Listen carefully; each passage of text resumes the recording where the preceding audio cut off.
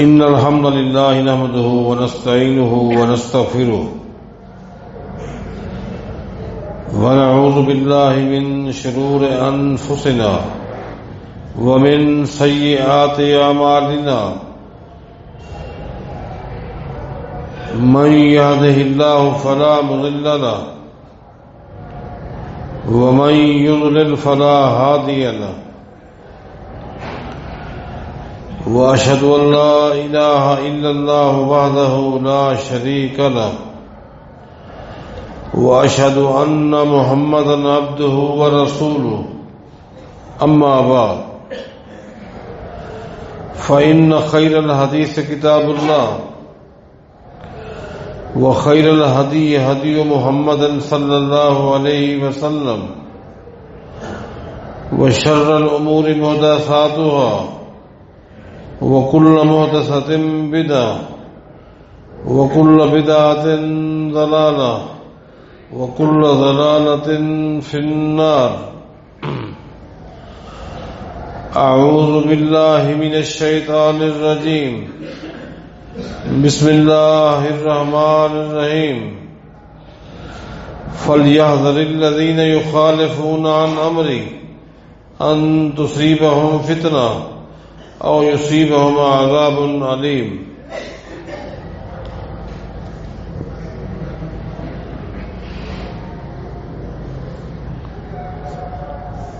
یہود و نصارہ کی بربادی، آخرت کی تباہی،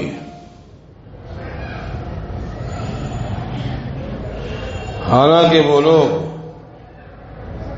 اللہ کو ماننے والے تھے، انبیاء کا کلمہ پڑھنے والے تھے، آسمانی کتابوں پر ان کا ایمان تھا، تو ان کی تباہی اور بربادی کے اسباب کیا تھے، اس پر ہماری گفتگو ہو رہی تھی.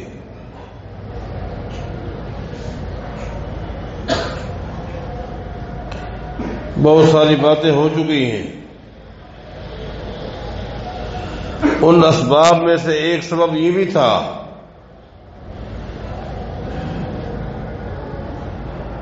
کہ ایک وقت ایسا آیا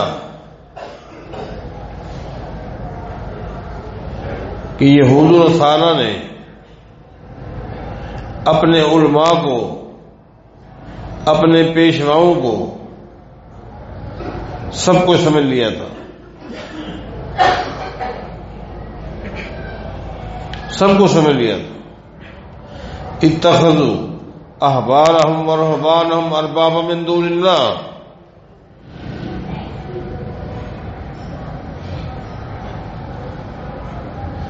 درویشوں کو، مفتیوں کو، خطباء کو رب بنا رکھا تھا، رب بنا.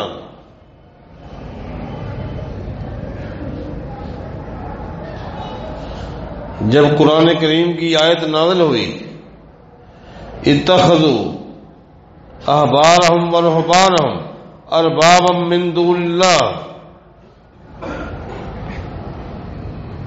تو ایک صحابی عدی بن حاتم رضی اللہ عنہ،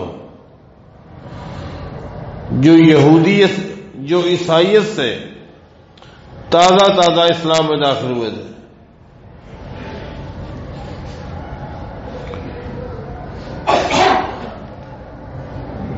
انہوں نے اس آیت کا انکار نہیں کیا، لیکن مطلب سمجھنے میں دشواری ہوئی کہ اللہ کا قرآن کہتا ہے کہ یہود و نصارہ نے اپنے اکابرین کو رب بنا لیا تھا. آخر وہ شخص نبی علیہ السلام کی خدمت میں حاضر ہوا، آ کر عرض کی لسنا نعبدہم یا رسول اللہ، ہم نے تو کبھی بھی اپنی کسی پیشوا کی عبادت نہیں کی تھی. ان کے ذہن میں یہی تھا کہ رب اسی کو کہتے ہیں جس کے آگے جھکا جائے، جس کے آگے سجدہ کیا جائے.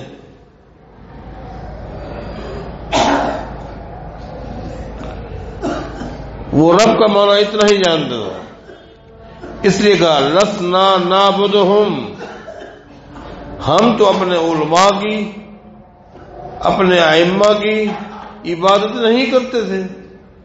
اللہ کا قرآن یہ کہتا ہے انہوں نے ان کو معبود بنا رکھا تھا، رب بنا رکھا تھا۔ نبی علیہ الصلوۃ والسلام نے اس سے پوچھا اے عدی یہ بتا، تمہارے علماء، تمہارے اکابرین، تمہارے ائمہ جس چیز کے بارے میں کہہ دیتے تھے کہ یہ حلال ہے، تم کیا کہتے تھے؟ ہم حلال ہیں۔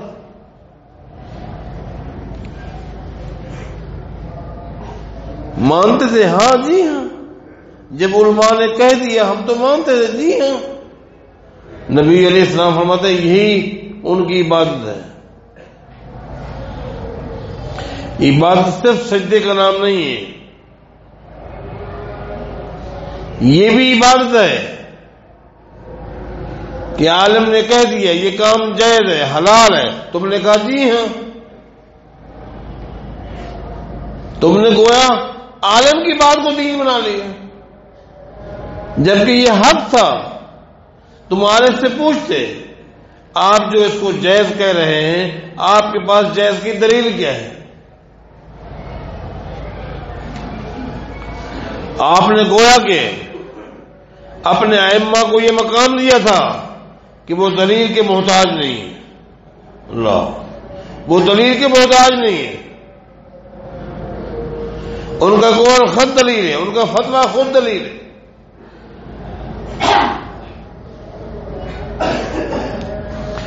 یہود و نصارہ پر ایک وقت آیا تھا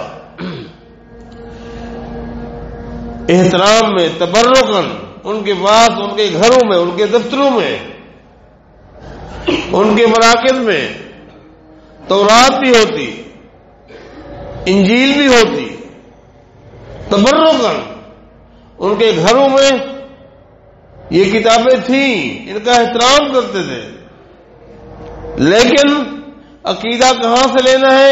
علماء کی لکھی ہوئی کتابیں۔ عمل کہاں سے لینا ہے؟ اخلاقیات، خوشی غمی کا طریقہ کہاں سے لینا ہے؟ علماء کی لکھی ہوئی کتابیں۔ اس چیز نے یہود و نصارہ کو برباد کیا۔ امام ابن الجوزی رحمہ اللہ نے مناقب عمر کے اندر ایک اثر نقل کی ہے جو بارہا آپ سن چکے ہیں۔ امیر عمر رضی اللہ تعالیٰ عنہ کے دور خلافت میں جب مدائن کا علاقہ فتح ہوا، امیر عمر کے پاس جو علاقے فتح ہوتے رپورٹیں آ رہی تھی،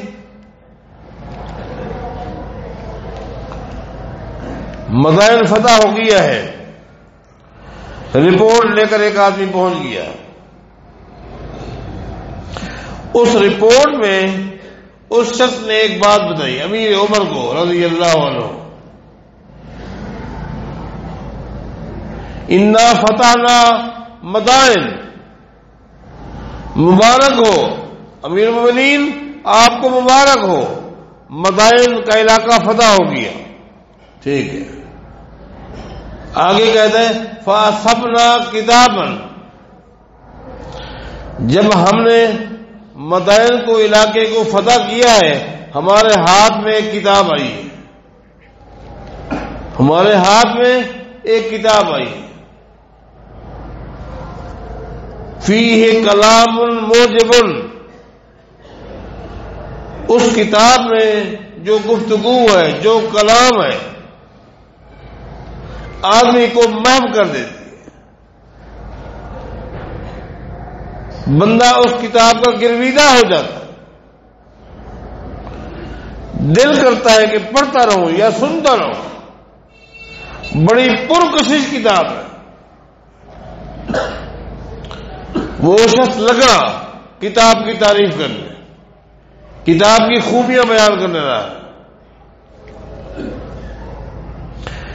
جب اس کی گفتگو پوری ہو گئی تو امیر عمر رضی اللہ تعالیٰ عنہ نے اس شخص سے اس کتاب کے حوالے سے صرف ایک سوال کیا، یاد ایک سوال، یہ نہیں پوچھا اس کتاب کا ٹاپک کیا ہے، کیا توحید پر ہے، نہیں پوچھا، عبادات کے متعلق ہے وہ کتاب، نہیں پوچھا، اخلاقیات کے حوالے سے وہ کتاب ہے، نہیں پوچھا، ایک سوال کیا، امن کتاب اللہ، مجھے کوئی ضرورت نہیں پوچھنے کی کہ وہ کتاب جس کی اتنا کشش ہے کس عنوان پر لکھی گئی ہے، مجھے کوئی سروکار نہیں، اتنا بتا امن کتاب اللہ تعالی، کیا اس کتاب کے اندر جو حوالے ہیں جس عنوان پر گفتگو ہے اس میں حوالے اللہ کی وحی کے ہیں کہ نہیں، بس حوالے کتاب والے نے جو حوالے دیے ہوں گے نا، وہ حوالے کس کتاب کے ہیں، اللہ کی وحی کے ہیں، اللہ کی شریعت کے ہیں، قانون کے ہیں، اللہ کے احکام کے ہیں، حوالے کہاں کے؟ قال اللہ، اس نے کہا نہیں، اس میں کتاب اللہ کا کوئی حوالہ نہیں،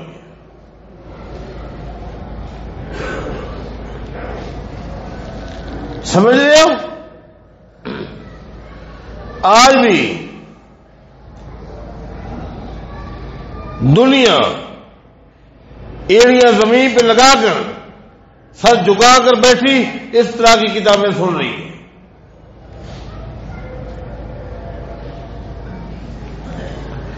آج بھی یہ حال ہو رہا ہے، سنو، حوالہ نہیں ہے، اللہ کے وحی کا کوئی حوالہ نہیں۔ اچھا، بغیر حوالے کے، بغیر دلیل کے کتابیں سنتے ہو، سناتے ہو، مست ہو گئے ہو۔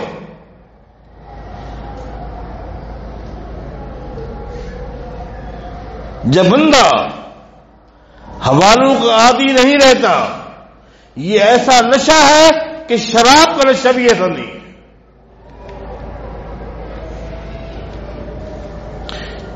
بے حسی ہے، بے حسی، اپنے اندر حس پیدا کرو۔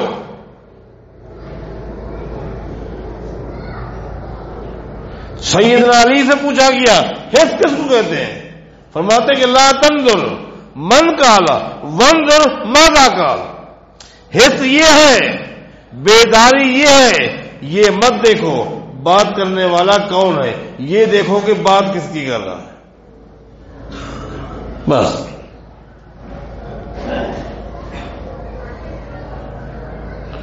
سیدنا عمر نے جب سنا اس شخص نے کہا حوالہ اللہ کی وحی کا نہیں ہے، فدعا بالدرۃ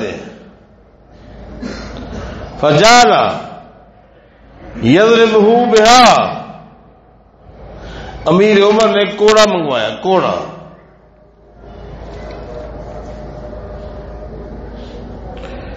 اور اس شخص کو امیر عمر نے خود اٹھ کر کوڑے لگائے۔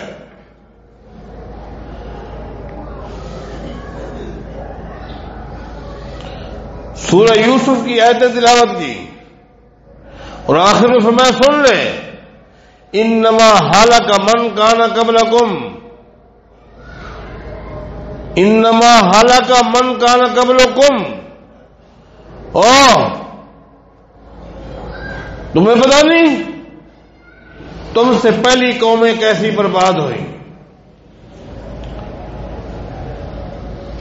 پہلی قوموں کا جب ذکر آتا ہے اس سے مراد مجوسی نہیں ہوتے، اس سے مراد ہندو نہیں ہوتے، سکھ نہیں ہوتے، پہلی قوموں سے مراد وہ قومیں جن کے پاس انبیاء آئے اور انہوں نے انبیاء کا کلمہ پڑھا، یہود نصارا۔ انما ہلک من کان قبلکم، تمہیں پتہ نہیں تم سے پہلی قومیں کس طرح برباد ہو گئی؟ انہم، امیر عمر فرمائے انہم اقبلوا علی کتب علمائہم وترکوا التوراۃ والانجیل. یہود و نصارہ کی بربادی کا سبب یہ نقطہ بنا کہ انہوں نے علماء کی لکھی ہوئی کتابوں کو سب کو سمجھ لیا. یہ ہے بات، علماء نے جو کچھ لکھا ختم.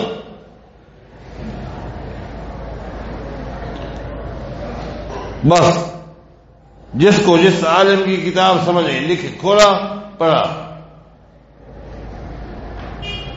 پہلی قوموں کی تباہی بربادی یہی ہے کہ انہوں نے علماء کے موقف کو حد سے آخر بنا لیا، دلیل سمجھ لیا، عمل میں عقیدے میں تورات اور انجیل کو اہمیت نہ دی، تباہ ہو گئے. لوگوں اس امت کی بربادی بھی اسی میں ہوگی. آج آپ دیکھیں یہود و نصارہ کے علماء نے اپنے ہاتھ سے اپنی مرضی کی باتیں لکھی اور قوموں سے کہا احترام تورات انجیل کا ہے، ہم نے اسی میں سے لکھا ہے.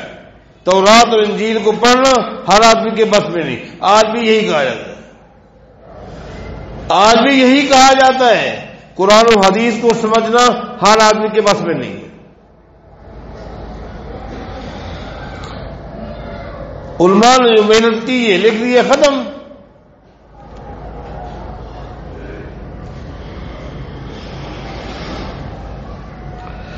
میں نے گزشتہ جمعہ آپ کو مسلمانوں کے پہلے خلیفہ ابوبکر صدیق رضی اللہ تعالیٰ عنہ کا دور خلافت کا پہلا خطبہ سنایا تھا. اگر امت میں کسی کو یہ حق حاصل ہوتا کہ اس کا فتویٰ بھی دین، اس کا فیصلہ بھی دین، اس کا قول بھی دین، اس کا فعل بھی دین، اس کی رائے بھی دی، تو اس امت میں سب سے پہلے یہ حق ابوبکر صدیق کا تھا رضی اللہ. لیکن کیا فرمایا؟ آپ نے سن لیا. پہلے خطبے میں کیا کہہ دیا آپ نے گزشتہ جمعہ نوٹ کر لیا.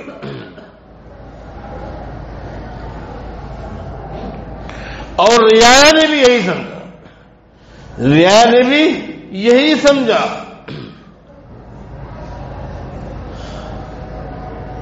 کہ ابوبکر کی بات دلیل نہیں ہے، یہی سمجھا. امام شوکانی رحمہ اللہ نیل کے اندر ایک اثر لے کر آئے ہیں کہ ابوبکر صدیق رضی اللہ تعالیٰ عنہ کے دور خلافت میں دو قبیلے کے لوگ آتے ہیں، بنو اسد، بنو غطفان. یہ دو قبیلے ہیں. ان دو قبیلوں کے لوگ وفد کی شکل میں ابوبکر صدیق کے پاس آتے ہیں رضی اللہ عنہ.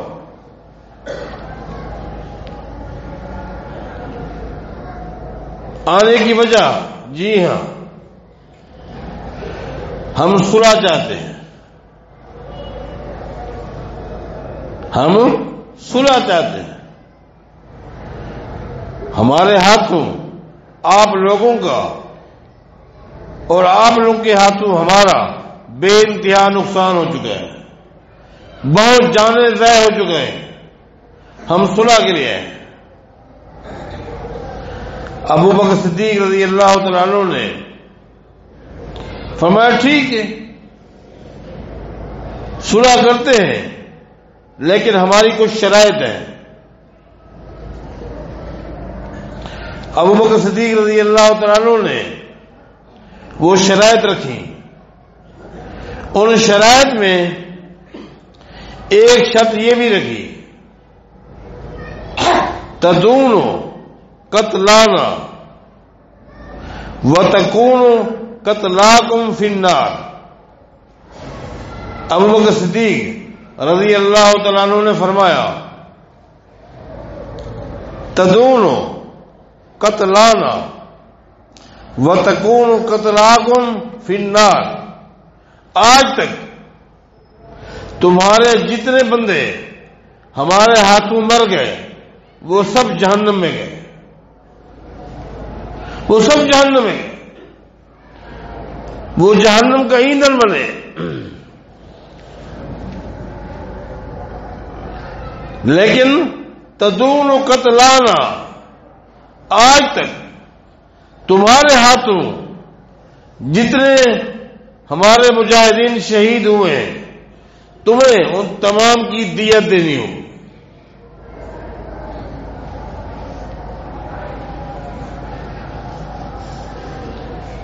تمہیں دیت دینی ہوگی، قربان جائے اسلام پر۔ اسلام احترام کرتا ہے، احترام سکھلاتا ہے، ادب سکھلاتا ہے، لیکن ساتھ ہی بتاتا ہے احترام کرو، ادب کرو، لیکن یہ ذہن رکھو کہ دین اللہ کی وحی کا نام، حضرت دین اللہ کی وحی کا نام ہے۔ چونکہ ابوبکر صدیق کی بات اللہ کی وحی نہیں ہے، وحی ہے نہیں، لہذا دین نہیں۔ جب یہ کہا وہ لوگ بیٹھے سن رہے تھے، پتہ نہیں ان کو یہ شرط منظور ہوتی یا نہ ہوتی، ابھی تو وہ خاموش ہیں، سن رہے ہیں۔ مسلمانوں میں ایک نوجوان کھڑا ہو گیا، فقام عمر بن الخطاب، عمر بن الخطاب کھڑے ہو گئے اور مسلمانوں کے پہلے خلیفے ابوبکر صدیق کے اس نقطے کو چیلنج کر دیا، مطلب چیلنج کر دیا۔ میں یہاں رک کر کیوں نہ کہوں،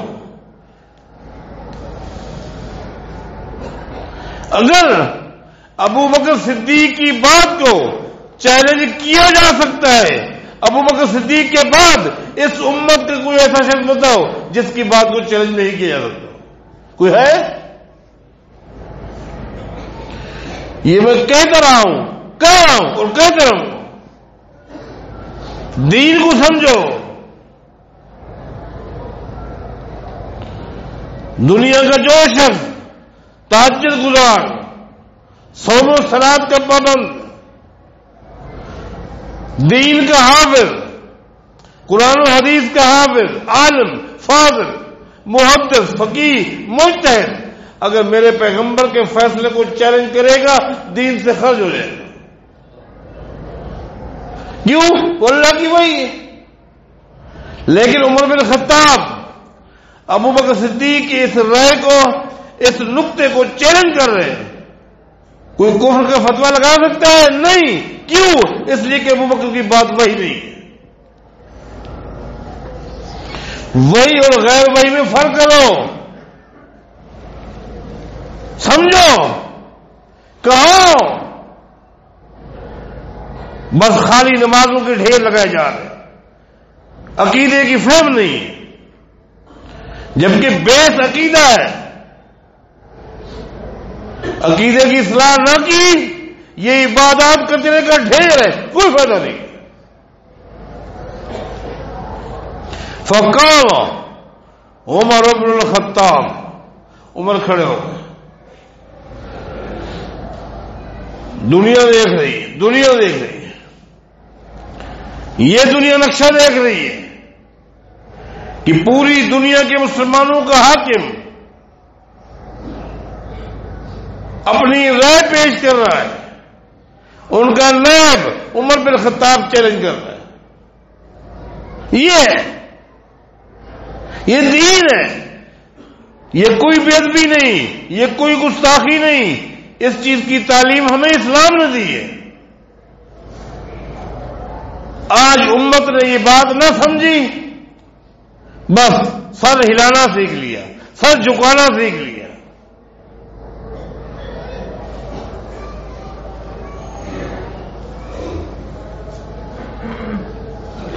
دنیا نقشہ دیکھ رہی ہے اللہ۔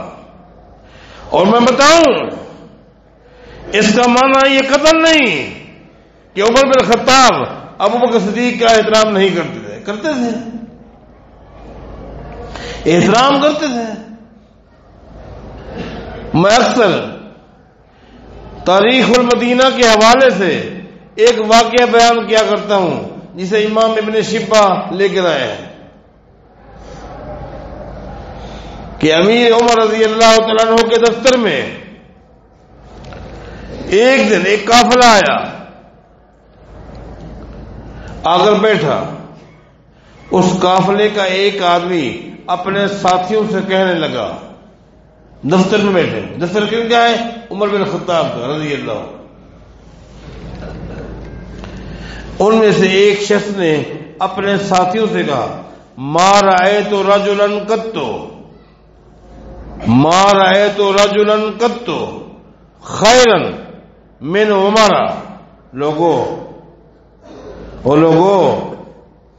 میں نے آج تک عمر بن خطاب سے افضل شخص کسی کو نہیں دیکھا۔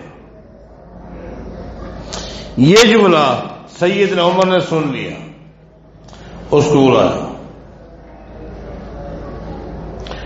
میں دفتر میں بیٹھا تھا، قریب آ گیا، سیدنا عمر نے اس سے پوچھا، ہل رأیت ابا بکر، کیا تو نے ابو بکر صدیق کو دیکھا تھا؟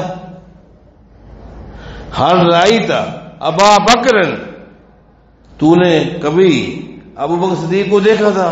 قال اللہ، اس نے کہا نہیں، ابو بکر کو میں نہیں دیکھا۔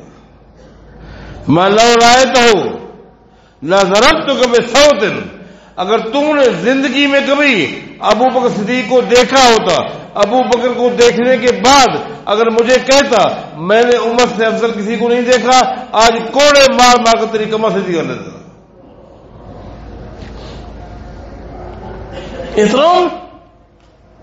احترام ہے، عزت ہے،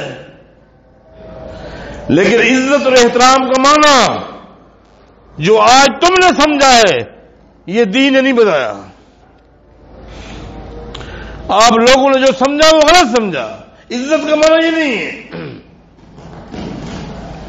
اچھا، عزت ماں باپ کی عزت ہے کہ نہیں؟ احترام ہے کہ نہیں؟ تو کیا ماں باپ جو کچھ کہے وہ دین ہے؟ اللہ کے بندو، عزت الگ چیز ہے، دین اللہ کی وحی کے نام۔ سیدنا عمر نے کھڑے ہو کر چیلنج کر دیا، کہا ابو بکر رضی اللہ عنہ مجھے ذرا سمجھائیں، نقطہ مجھے سمجھ نہیں آ رہا۔ بنو اسد، بنو غطفان قبیلے کے جو لوگ ہمارے ہاتھوں مارے گئے وہ جہنم کا ایندھن ہے، بات سمجھ آ گئی، لیکن بات یہ ہے وَإِنَّ قَتْلَانَا قَاتَلَتْ وَقُتِلَتْ عَلَىٰ أَمْرِ اللَّهِ۔ ابو بکر، ہمارے جو مجاہدین ان کے خلاف لڑتے رہے، اللہ کے حکم سے لڑتے رہے، اللہ کے حکم سے جہاد کرتے رہے، پھر اللہ کے راستے میں شہید ہو گئے، اجورھا علی اللہ، ان کو اللہ کے ہاں بدلہ مل گیا، جنت مل گئی۔ لیس لھا دیات، شہیدوں کی دیت نہیں ہوتی۔ اللہ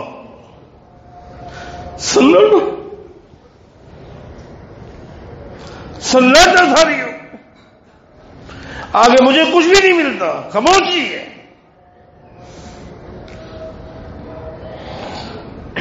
یہ ہے دین۔ اس امت کی کسی بھی فرد سے غلطی ہو سکتی ہے، یہ ہے عقیدہ، چاہے وہ صحابی ہو، تابعی ہو، امام ہو، فقیہ ہو، اس سے غلطی ہو سکتی ہے، قول میں بھی، فعل میں بھی، فکر میں بھی، رائے میں بھی، فیصلے میں بھی غلطی ہو سکتی ہے، اور جس چیز میں غلطی کے امکانات ہیں وہ دین نہیں ہے۔ دین وہ ہے جس میں غلطی کے کوئی امکان نہیں ہے، اور وہ اللہ کی وحی ہے۔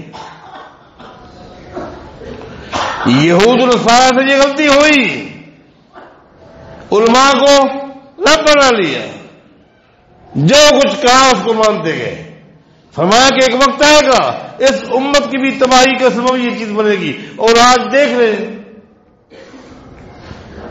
آج یہی چیز آپ کو نظر آ رہی ہے۔